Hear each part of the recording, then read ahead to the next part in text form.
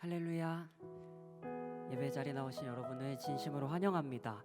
우리 옆 사람과 사랑합니다, 축복합니다 이렇게 인사하며 오늘의 예배로 나아갔으면 좋겠습니다. 사랑합니다, 축복합니다. 우리 오늘 찬양으로 나아갈 때는 우리의 만복의 근원 되신 하나님께서 우리의 삶 가운데 복 주시고 은혜 부어 주실 것을 신뢰하는 믿음을 가지고 오늘 기쁨으로 찬양하며 나아갔으면 좋겠습니다. 모두 자리에서 일어나셔서 찬양하며 나아갑시다.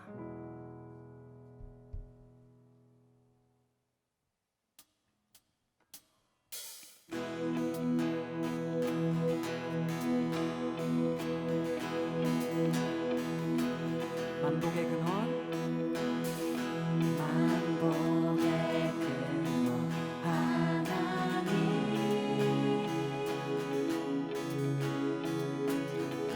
온 백성 찬송 드리고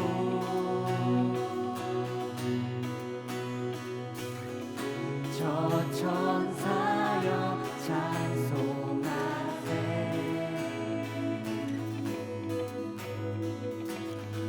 찬송 성부 성자 성령. 다시 처음부터 찬양하며 나아갑니다. 만복의 근원 하나님,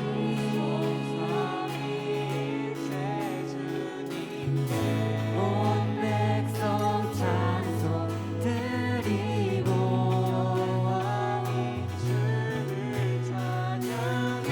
저 천사여 찬송하세.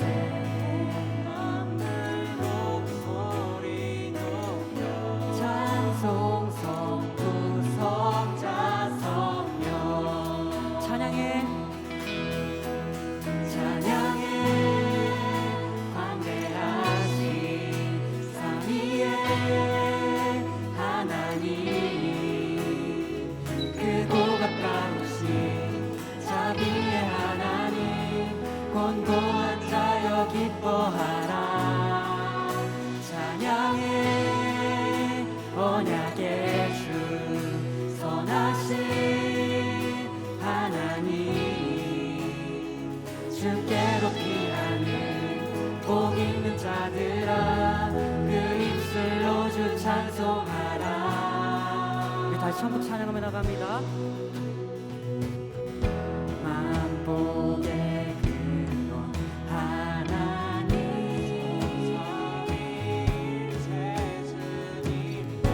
온 백성 찬송 드리고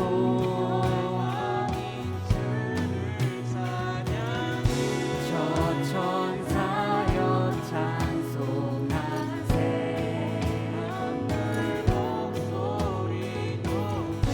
찬송 성부 성자 성령. 찬양해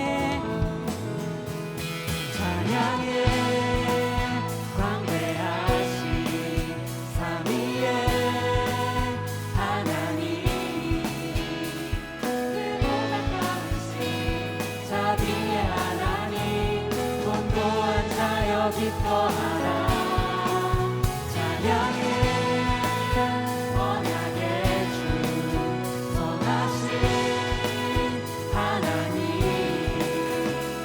주께로 피하는 복 있는 자들아 그 입술로 주. 다시 한번 찬양하며 나아갑니다.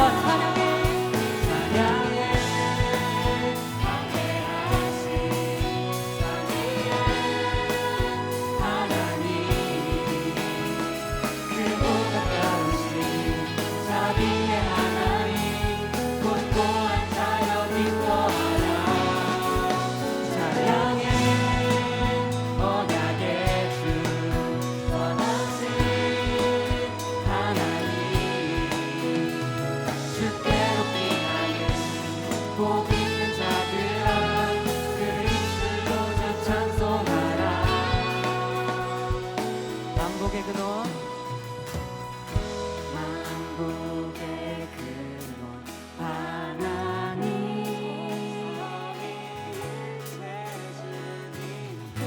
온 백성 찬송 드리고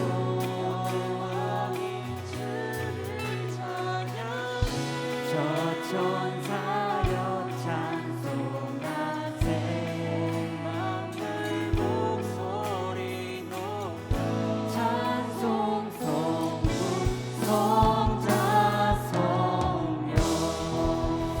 네.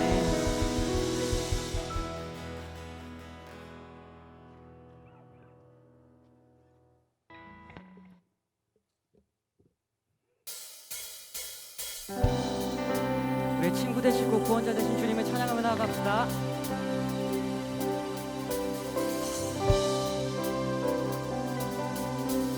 주님 어찌 주님 어찌 날 생각하시는지 들으시는지 내 기도 주님 진실로 날 생각하시네 날 사랑하네 낮은 목소리로 놀라워라 주님 어찌 날 생각하시는지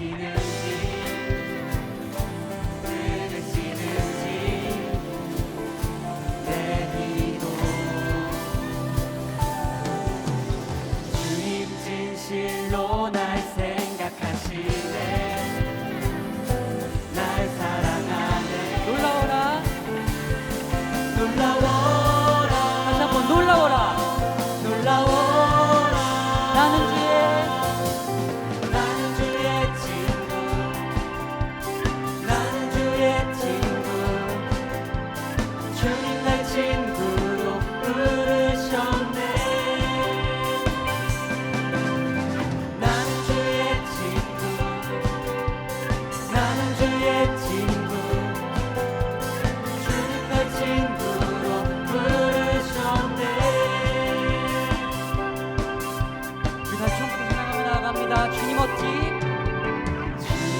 어찌 날 생각하시는지 들으시는지 내 기도 주님 진실로 날 생각하시네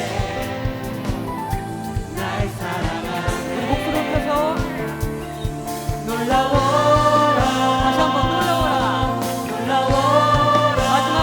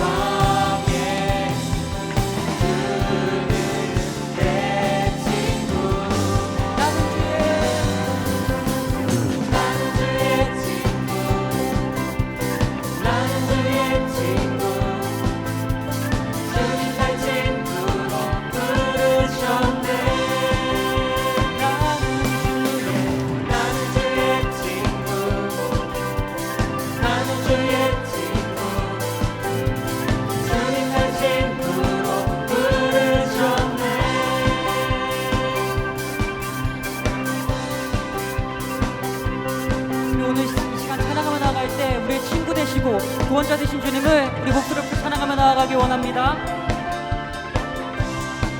넘쳐 흐르는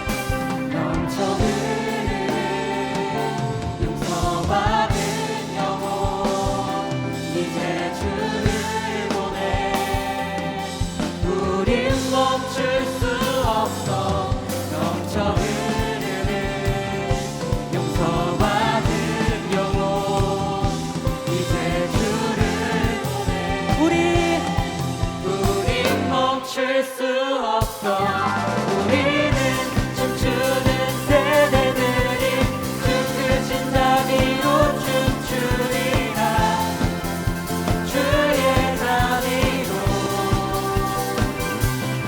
주 영광 외치는 세대들이 놀라운 주 영광 외치리라. 주의 영광. 다시 한번 우리는 춤추는 세대들이 주 크신 자비로 춤추리라. 주의 자비로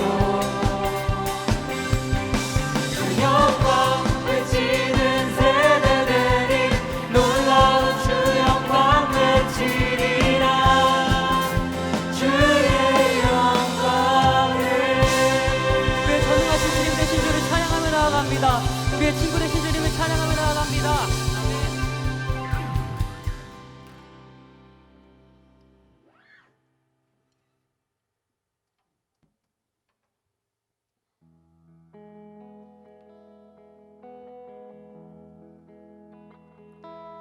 내 아버지 그 품 안에서 내 영혼은 안전합니다. 주 손길로 내 삶을 안으시니 그 평강이 나를 덮습니다. 내 아버지 내 아버지 그 품 안에서 내 영혼은 안전합니다.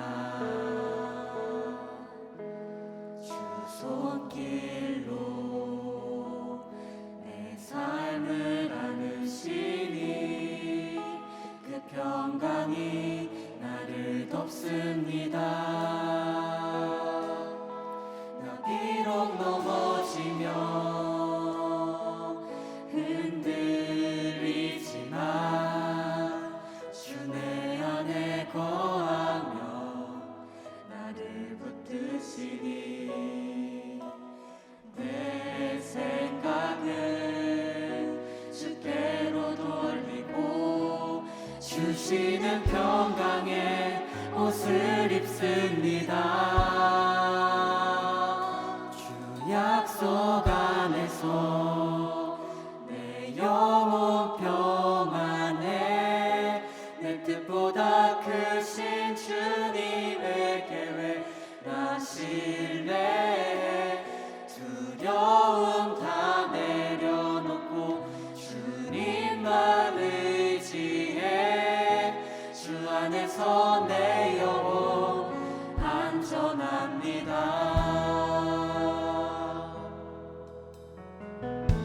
내 아버지 내 아버지 그 품 안에서 내 영혼은 안전합니다. 주 손길로 내 삶을 안으시니 그 평강이 나를 덮습니다. 나 비록 넘어지며 흔들리지만 주 내 안에 거하며 나를 붙드시니 내 생각을 주께로 돌리고 주시는 평강의 옷을 입습니다. 주 약속 안에서 주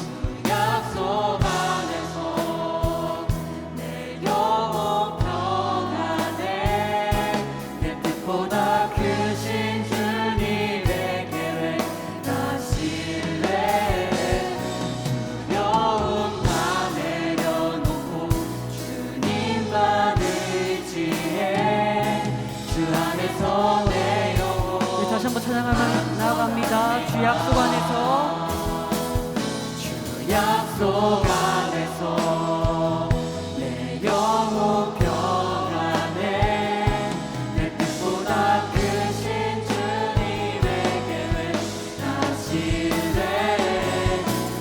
두려움 다 내려놓고 주님만 의지해 주 안에서 내 영혼 안전합니다. 나 비록 넘어지면 흔들리지만 주 내 안에 거하며 나를 붙드시니 내 생각을 주께로 돌리고 주시는 평강의 옷을 입습니다. 우리 목소리 높여 찬양하며 나아갑니다. 주 약속 안에서 주 약속 안에서 내 영혼 평안해 내 뜻보다 크신 주님의 계획 다 신뢰 두려움 다 내려놓고 주님만 의지해 주 안에서 내 영혼 안전합니다. 주 약속 안에서 약속 안에서 내 영혼 평안해 내 뜻보다 크신 주님의 계획 다 신뢰해 두려움 다 내려놓고 주님만 의지해 주 안에서 내 영혼 안전합니다. 주 약속 안에서 내 영혼 평안해 내 뜻보다 크신 주님의 계획 나 신뢰해 두려움 다 내려놓고 주님만 의지해 주 안에서 내 영혼 안전합니다. 우리 오늘 이 시간 기도하며 나아갈 때 우리 앞에 놓여진 삶이 우리의 뜻대로 이루어지지 않을지라도 평탄치 않을지라도 주님 당신 안에 거할 때 우리의 영혼이 안전함을 신뢰하는 믿음을 가지기 원합니다. 우리가 이렇게 기도하며 나아가기 원합니다. 우리 기도 제목과 각자 가지고 나온 기도 제목으로 기도하며 나아가시겠습니다. 사랑해주신 아버지, 이 시간 아버지 2022년 한 해를 맞이하며 많은 두려운 상황들이 우리의 삶 가운데 있습니다. 주님 바라기는 그 가운데 아버지 주님 당신의 인도하심을 신뢰하며 나아가는 아버지 믿음의 자녀로 살아갈 수 있기 원합니다. 주님 삶이 아버지 눈앞에 놓여져 있을 때 많은 두려움들이 있을지라도 그 가운데 아버지 주님 당신께서 우리의 삶의 인도하심을 이끄신다는 복 주시기 원하신다는 그 믿음 하나로 우리가 그 가운데 평안하며 아버지 나아갈 수 있도록 인도하여 주시옵소서. 아버지 주님 우리의 그 믿음을 허락하여 주시고 오늘 예배 가운데 아버지 더욱더 주님을 만나며 그 마음을 더욱더 결단하며 나아갈 수 있도록 더욱더 주님 당신의 인도하심을 사모하며 나아갈 수 있도록 오늘의 예배를 이끌어 주시옵소서. 아버지 목사님의 설교를 통해서 아버지 우리의 심령이 더욱더 움직이고 마음에 닫혀있던 문들이 열려서 아버지 오로지 주님 당신의 말씀을 듣기 원하는 아버지 거룩한 자녀로 변화될 수 있도록 오늘 예배 가운데 뜨겁게 역사하여 주시고 개개인에게 성령의 힘을 하여 주셔서 그들의 마음을 만져 주시옵소서.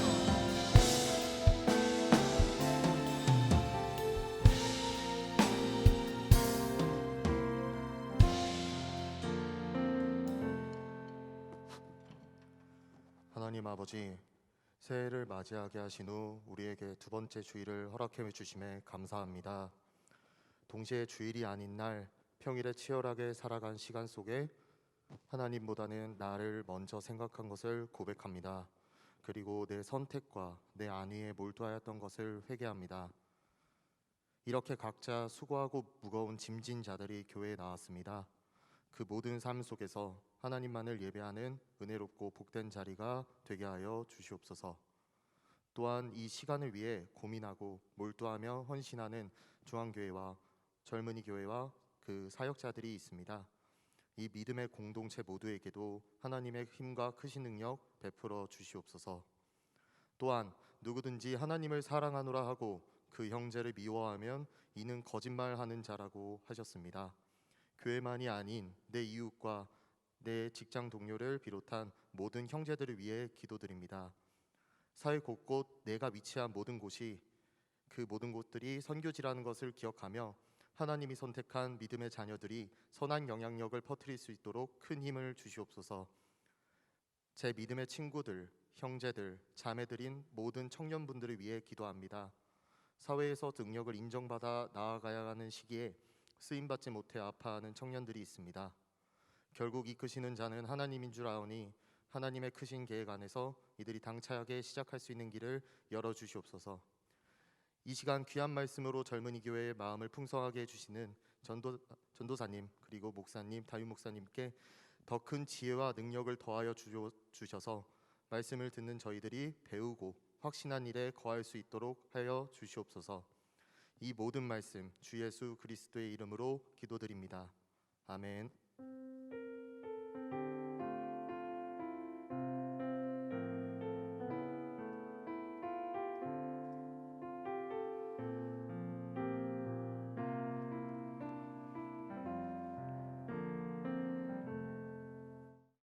하나님 말씀 출애굽기 1장 5절부터 14절까지의 말씀 봉독하겠습니다.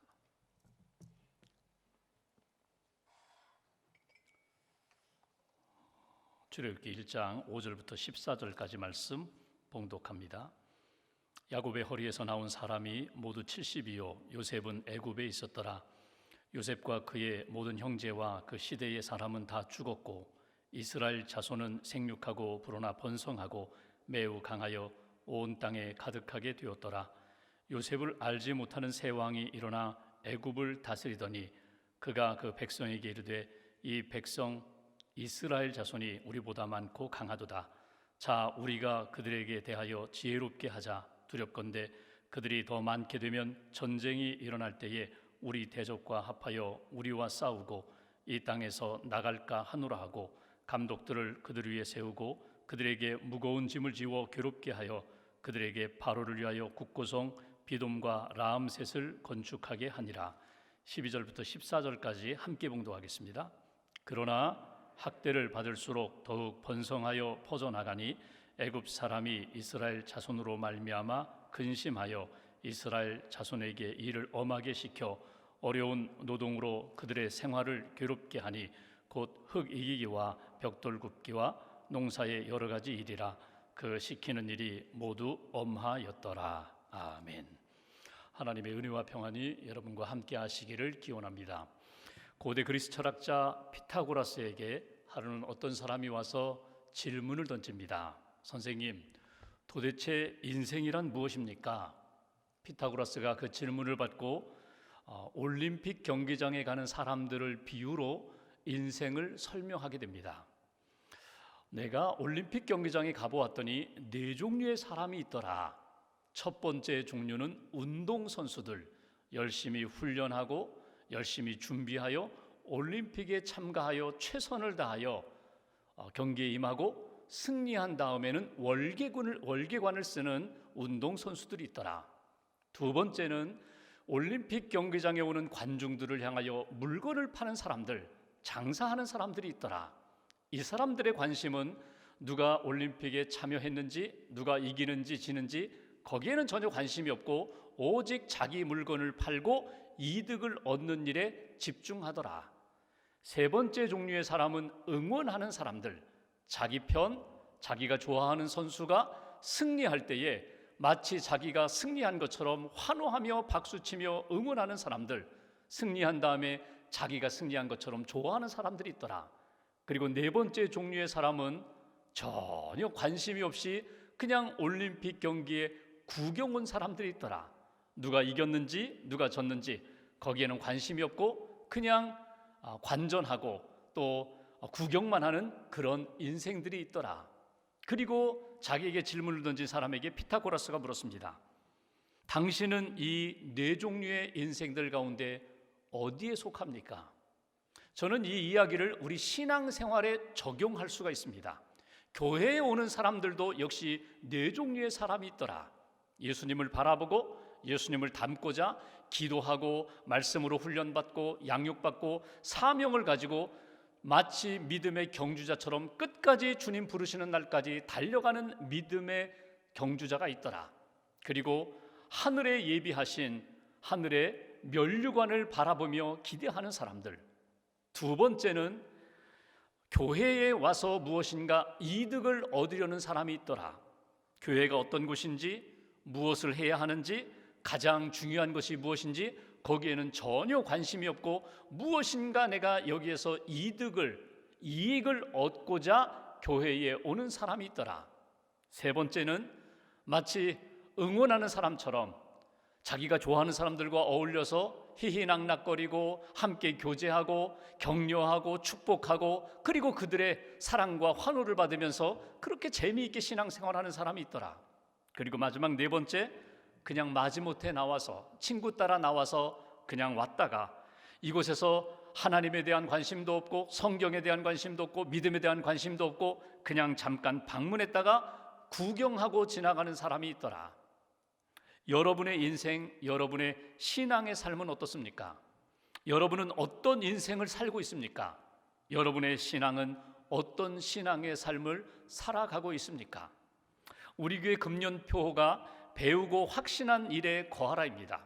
여러분, 구경꾼이나 또는 방관자의 삶이 아니라 예수 그리스도를 바라보면서 말씀을 붙잡고 말씀으로 훈련되고 그리고 믿음의 경주자로서 주님 앞에서 힘껏 달려가는 복된 한 해가 되시기를 주님의 이름으로 기원합니다.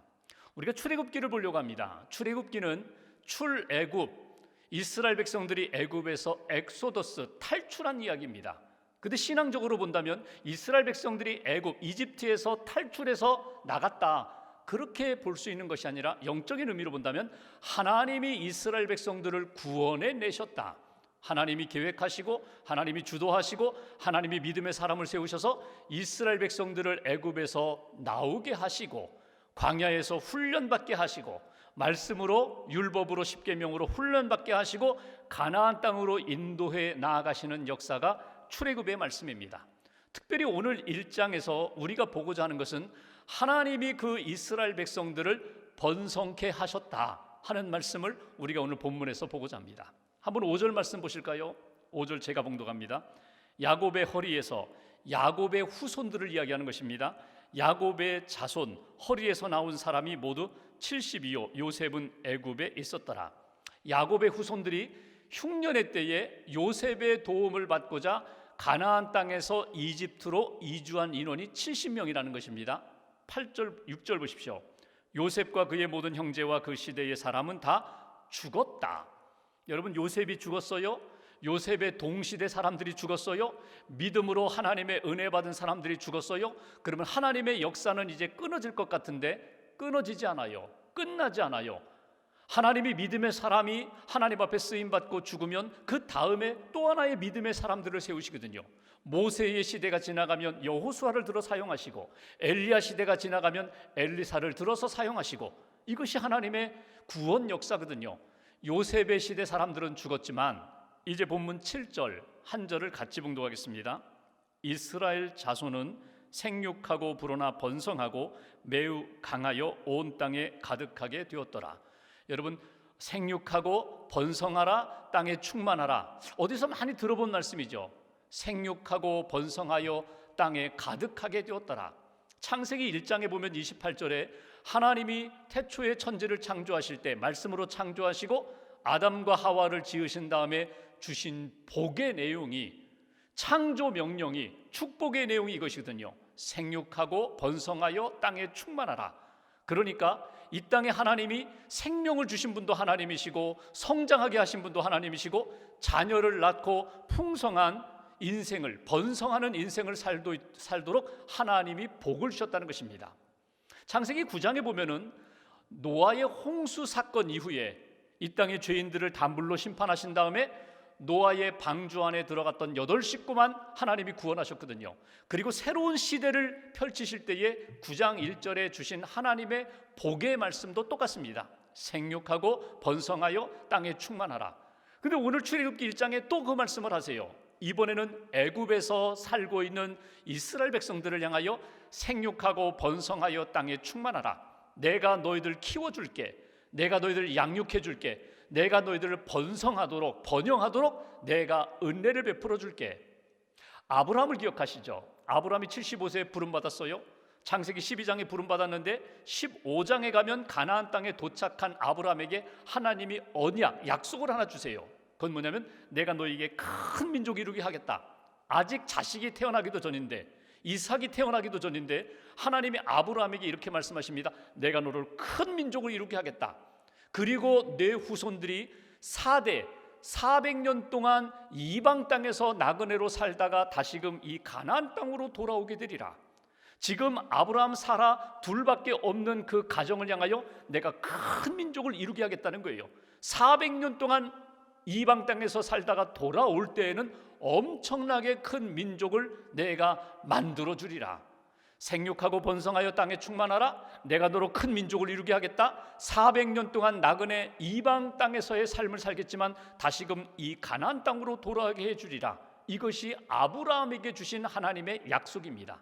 이 약속을 기억하고 있는 이스라엘 백성들, 이집트에 살고 있는 그들에게 하나님이 오늘 다시금 주신 메시지, 내가 너희를 번성하게 하리라. 이 말씀이 오늘 우리에게 주시는 메시지가 무엇일까? 첫 번째로 하나님의 약속대로 번성케 해주신다는 거예요. 언약대로 내가 너희를 번성하게 하리라. 약속을 주셨고 우리는 약속을 받았는데 하나님의 말씀, 하나님의 약속, 언약은 변치 않는다. 언약대로 내가 너희를 크게 만들어 주리라. 여러분, 이 애굽에 올 때 몇 명이 왔다고요? 야곱의 후손이 70명이 왔다고. 요셉의 가족은 빼고 전체 70명이 왔어요. 그런데 출애굽할 때 이스라엘 백성들의 인구가 얼마예요? 남자 장정만 60만이에요. 여성 어린이 포함하면 200만 명가량 되는 엄청난 민족이 되어버리는 거거든요. 하나님이 그렇게 번성케 해주신다고 약속한 대로 그렇게 이루어 가신 역사. 여러분, 그렇다면 400년 동안 애굽에 살면서 그들이 하나님의 약속을 받았는데 말씀을 받고 어떻게 살아왔을까? 어떻게 살기를 하나님은 기대하셨을까? 하나님은 약속을 받은 자는 믿음의 씨앗을 심기를 원하세요. 약속을 받은 자는 생명의 씨앗을 심기를 원하세요. 약속을 받은 자는 하나님을 바라보며 믿음의 꿈을 심기를 원하세요. 생명을 심는 자로 살아갈 때에 하나님이 심은 대로 30배, 60배, 100배의 결실을 안겨주리라. 이것이 번성케 되는 거예요. 하나님의 약속을 받았다면, 믿음으로 구원받고 하나님의 은혜를 받고 생명의 말씀을 받았다면 그 믿음 안에서 생명을 심는 인생이 되어라. 생명이 무엇입니까? 예수님이 생명입니다. 예수님의 말씀이 생명입니다. 예수님을 믿는 믿음으로 기도하는 것이 생명을 심는 것이고, 하나님 말씀에 순종하는 것이 생명을 심는 것이고, 하나님의 뜻을 품고 꿈을 갖고 기대하며 나아가는 것이 생명을 심는 거예요. 오늘 우리가 하나님의 약속을 받았어요. 하나님의 말씀을 받았어요. 예수님의 십자가의 복음을 받았어요. 이 복음 안에서 끊임없이 믿음과 생명을 심는 인생이 될 때에 하나님이 풍성한 열매를 안겨주시리라. 번성케 하시리라. 프랑스의 작가 장 지오노가 지은 나무를 심은 사람들이라는 단편 소설이 있습니다. 동화 같은 이야기예요. 실제 있었던 일을 동화로 만든 그런 작품입니다. 작가가 1인칭이 되어서 프랑스 남부를 여행하게 됩니다. 황무지를 지나가게 되는데 한 중년의 남자가 뭘 하고 있어요. 양치기입니다. 그 목자, 양치기인 부피에라는 사람이 뭘 하고 있어서 가까이 가서 물어보니까 당신 뭐 하십니까? 그랬더니 도토리를 심고 있다는 거예요. 하루에 나는 100개씩 도토리를 이 황무지 땅에다 심습니다. 저자는 지나가면서 피식 웃었어요. 아니, 이 사막과 같은 황무지에 도토리 몇 알 심어가지고 무슨 일이 있겠는가? 그리고 세월이 흘렀습니다. 30여 년이 지난 다음에 프랑스 남부를 다시 그 저자가 방문하게 되었어요. 부피에 그 양치기, 당신은 중년 지금은 노년 87세 된 부피의 양치기를 만납니다. 그 사람을 만나서 깜짝 놀라요. 그때는 황무지였는데 숲이 되어버렸습니다. 시냇물이 흘러갑니다. 풍성한 숲이 되어버렸어요. 당시에는 3명밖에 살지 않았는데 지금은 10,000명이 넘는 엄청난 사람들이 그 땅에서 행복하게 살고 있는 모습을 보면서 생명을 심는다는 것이 여러분 오늘 심고 내일 거두는 것이 아니라 오늘 심고 그것이 10년 후에 20년 후에 나의 다음 세대에 반드시 풍성한 열매로 거두게 되리라. 이것이 번성케 해주시는 하나님의 은총이라는 것입니다. 오늘 말씀을 기억하면서 가슴에 딱 품으시면 좋겠어요. 2022년 한 해는 하나님의 약속 언약을 기억하고 언약을 붙잡고 나는 믿음을 심으리라, 생명을 심으리라. 사단 마귀는 끊임없이 심는 것에 방해합니다. 생명 심지 못하도록 세상의 것을 심으라고, 세상의 즐거움을 심으라고 하는데 성령님은 우리에게 끊임없이 말씀하세요. 말씀을 심어야 돼, 기도를 심어야 돼, 생명을 심어야 돼, 그리고 하나님이 주시는 꿈을 심어야 돼. 그런 인생 가운데 하나님이 번성케 해주시리라. 이 약속의 말씀을 가슴에 품고 하나님의 번성케 하심을 체험하는 저와 여러분 되시기를 주님의 이름으로 기원합니다. 두 번째로 8절 말씀 한번 보실까요? 8절 제가 봉독합니다. 요셉을 알지 못하는 새왕이 일어나 애굽을 다스리더니, 요셉을 알지 못하는 새왕이라는 것은 뭐냐면 왕조가 바뀌었다는 거예요. 400여 년의 애굽의 그 시간 속에 전에는 요셉을 잘 알던 셈족 계열의 왕이었는데 시간이 지나면서 함의 후손인 함족 계열의 왕이 등장했다는 것입니다. 요셉을 알지 못한다는 게 뭘까요? 진짜 모를까? 여러분, 우리가 이순신 장군을 만나보지는 않았지만 이순신 장군이 우리 역사, 우리나라를 구한 역사를 우리는 다 기억하고 있어요. 요셉이 애굽 땅에서 했던 그 놀라운 공로를 기억하지 못할, 알지 못할 왕이었거든요. 없거든요. 그럼에도 불구하고 새 왕은 요셉을 모른다는 이야기는 뭡니까? 요셉을 인정하지 않는다는 거예요. 요셉의 신앙을 인정하지 않고 그의 정책을 인정하지 않고 그가 믿었던 하나님을 인정하지 않고 그리고 오히려 유대 백성들을 박해하는 그런 왕이 등장했다. 그런데 그 왕이 오늘 이스라엘 백성들을 바라보면서 어떤 표현을 쓰는지 한번 보실까요? 9절 말씀 보십시오. 9절 한 절을 같이 봉독하겠습니다. 그가 그 백성에게 이르되 이 백성 이스라엘 자손이 우리보다 많고 강하도다. 오늘 바로가 애굽 왕이 이스라엘 백성들을 바라보면서 지금 시대가 바뀌었는데 지금은 하나님을 믿지 않는 시대인데 하나님을 믿지 못하도록 방해하는 시대인데 하나님을 인정하지 않는 왕이 되었는데 어두운 시대 속에서도 이스라엘 백성들은 많고 강하도다. 그 얘기 뭐예요? 번성하고 있다는 거예요. 어두운 시대에 어려운 상황이지만 그럼에도 불구하고 이스라엘 백성들은 크게 왕성하고 번성하였더라. 여기서 주시는 두 번째 메시지가 있어요. 여러분, 우리 시대가 어둡고 어려워도 그 어두움 속에서도 하나님이 함께 하시면 번성케 된다는 거예요. 모든 방해와 어려움 가운데 믿음을 지키기 어려운 상황 가운데서도 주님이 나와 함께 하시면 나는 생명력 있는 삶을 살아갈 수 있습니다.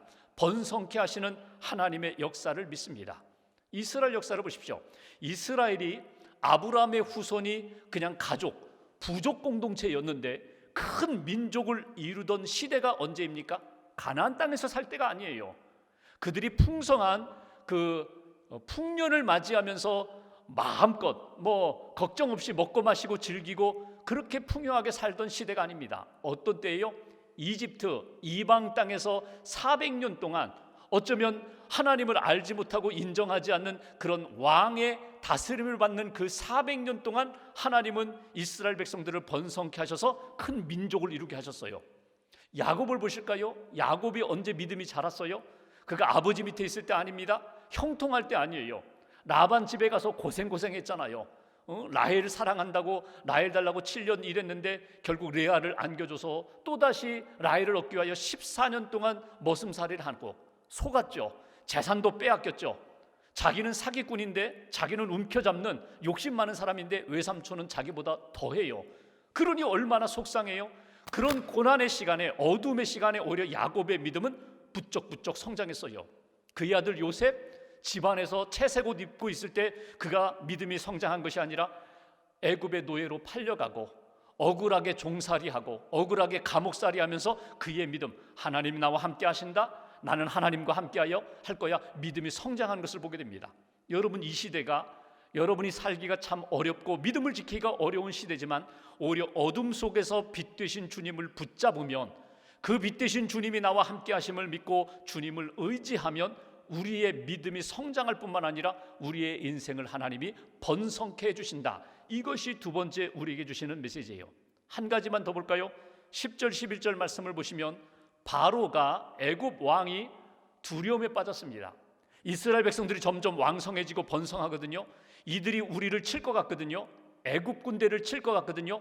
그래서 국고성 두 곳에 국고성을 짓는다는 명분으로 오늘 이스라엘 백성 젊은이들, 이스라엘 백성들을 그 노역에 참여하게 만들게 됩니다. 그런데 오늘 여기 12절 말씀 한 절을 같이 봉독하겠습니다. 그러나 학대를 받을수록 더욱 번성하여 퍼져나가니 애굽 사람이 이스라엘 자손으로 말미암아 근심하여. 학대를 받으면 받을수록 오히려 이스라엘 백성들은 점점 더 많아졌다는 거예요. 미드라시라는 역사책에 보면은 당시 역사적 그 고증 자료에 보면 이런 이야기가 나옵니다. 실제로 바로가 애굽 왕이 두 곳에다가 국고성을 지어요. 성을 지어요. 큰 창고를 지어요. 곡식을 담고 군비를 담으려고 하는 창고가 아니라 자기 피난처를 만드는 거예요. 전쟁이 나면 도망가서 숨어야지. 제2의 수도를 만드는 거예요. 그리고 명분은 이렇게 이야기합니다. 이스라엘 백성들 너희를 위한 도성이다. 너희를 위한 피난처니까 젊은이들 너희들 가서 너희들이 성을 지어야 돼. 고역에 끌어들입니다. 그리고 그 젊은이들이 그곳에서 성을 짓다가 지쳐서 탈진해서 죽기를 바라는 것이 바로 왕의 마음이었거든요.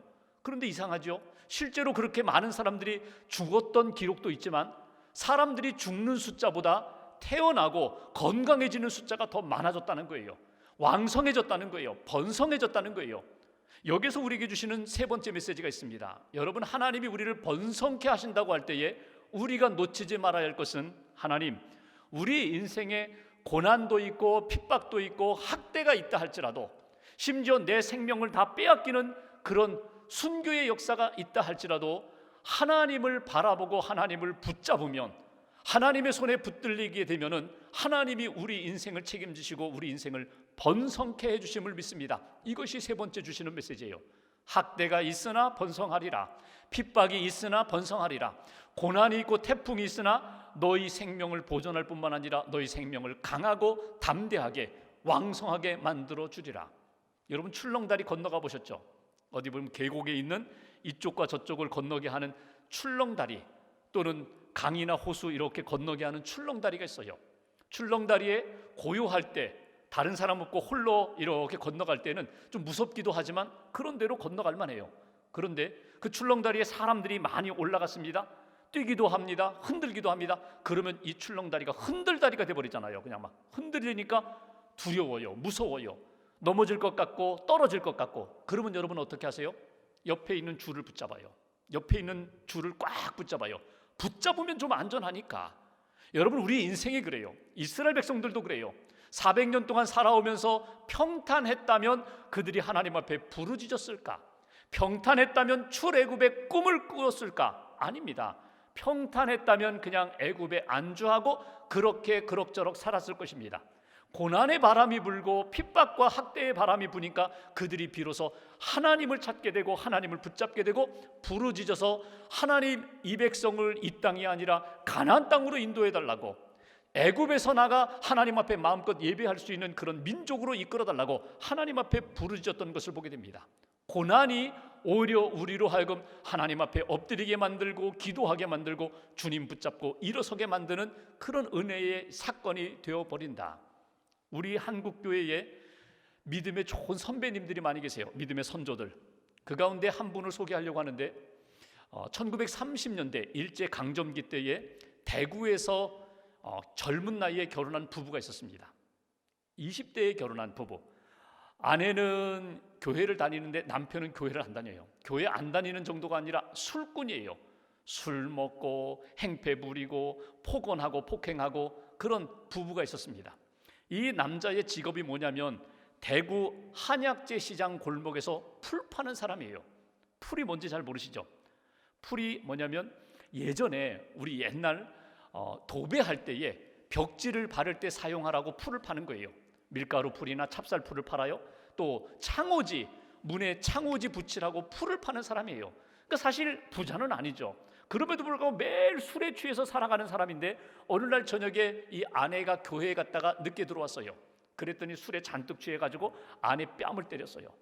아내가 내가 늦게 들어와서 당신이 화가 났군요. 그렇다면 내 반대편 뺨도 때리시죠. 이 남자가 움찔했어요. 아니 무슨 일이냐고 했더니 내가 오늘 교회에 가서 부흥에 참석했는데 내가 은혜를 받았다고.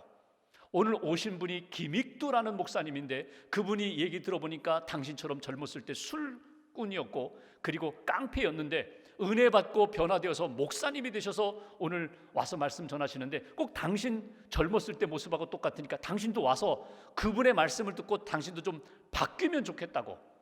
남편이 좀 미안해가지고 아내와 함께 그 다음날 그 부흥회에 참여했어요. 부흥회에 참여했더니 그 목사님 하시는 말씀, 한 번 사는 인생 이왕이면 하나님의 복을 받고 사십시오. 복 받는 비결이 있습니다. 4가지를 가르쳐 주는 거예요.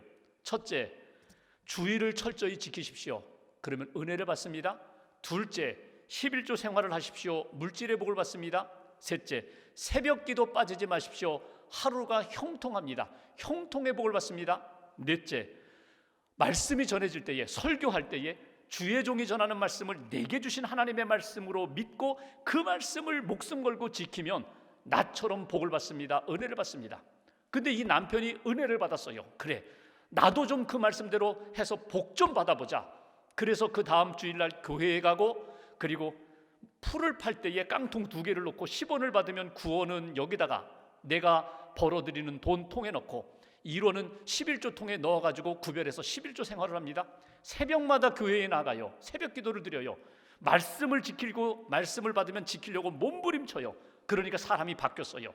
시장에 소문이 났습니다. 그 술꾼이 사람 됐단다, 사람 됐단다. 어느 날 친구가 찾아왔어요.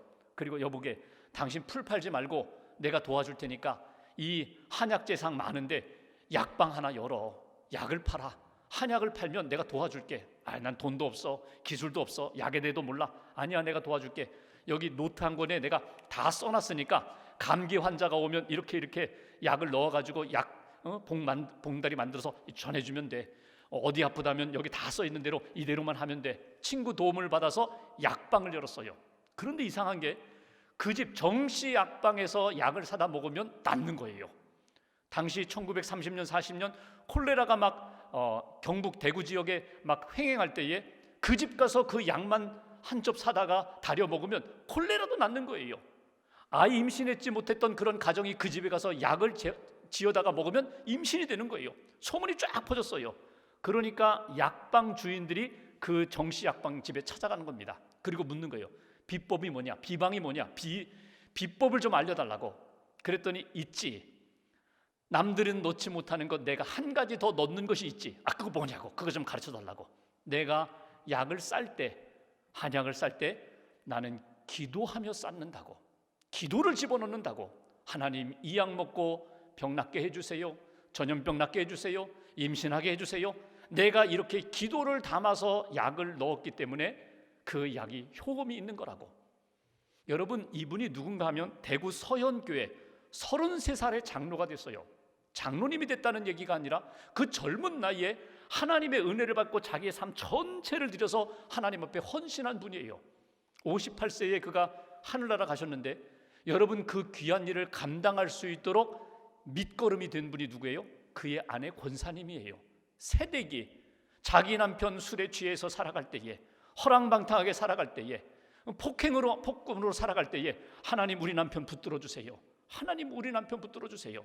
자기가 핍박을 받으면서 학대를 받으면서 끝까지 기도의 줄을 놓지 않고 하나님, 우리 남편, 우리 가정 붙들어 달라고 기도했던 그 부인, 그 권사님의 기도가 결국 그 가정을 번성케 하셨거든요.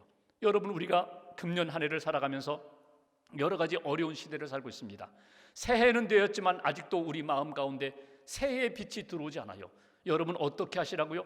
오늘 출애굽기를 통하여 우리에게 주신 말씀, 하나님의 말씀, 언약의 말씀을 붙잡고 생명의 씨앗을 심으세요. 하나님의 말씀 안에서 그 말씀을 붙잡고 어두움 속에서도 주님이 나의 빛이 되신다고, 주님이 나의 힘이 되신다고, 주님이 나를 붙들어 주시기 때문에 흔들리는 세상 가운데 내가 흔들리지 않겠노라고 하나님 붙잡고 하나님 손에 붙들림 받으어서 한 걸음 한 걸음 믿음의 길을 걸어갈 때에 여러분, 나중에 돌아보시면 내가 이런 고난의 터널을 지났는데, 내가 어두운 사막을 지났는데 하나님이 나에게 이런 번성케 해주시는 은혜를 주셨다 간증할 수 있는 그런 믿음의 인생, 젊음의 인생이 되시기를 주님의 이름으로 간절히 축원합니다. 기도하겠습니다.